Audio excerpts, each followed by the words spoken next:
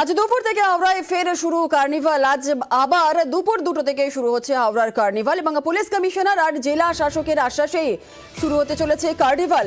আপনারা জানেন যে গতকাল বিধায়ক পুর প্রশাসকের দ্বন্দ্বে বন্ধ হয়ে যায় কার্নিভাল এবং নিরাপত্তার কারণে কার্নিভাল বন্ধের ঘোষণা করে পুর প্রশাসক। আজ দুপুর থেকে হাওড়ায় ফের শুরু কার্নিভাল।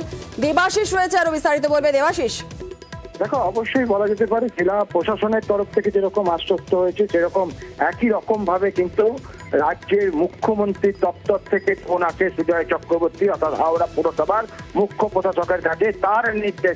তার নির্দেশে নিরাপত্তার বেষ্টনীতে শুরু হবে হাওড়ার কার্নিভাল।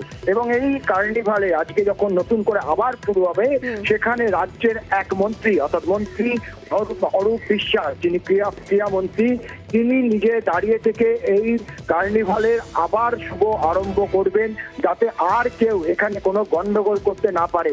অভিযোগটা উঠেছিল কার বিরুদ্ধে? তিনিও কিন্তু ক্রীড়া প্রতিমন্ত্রী মনোজ তিওয়ারি, শিবপুরের বিধায়ক।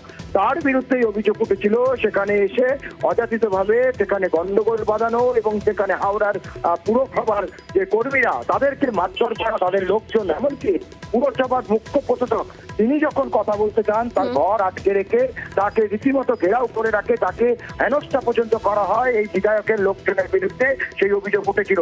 তারপরেই কার্যত নিরাপত্তাহীনতায় ভুগতে এবং নিরাপত্তাহীনতায় সেখানে বন্ধ করে দেওয়া হয়েছিল কার্নিভাল।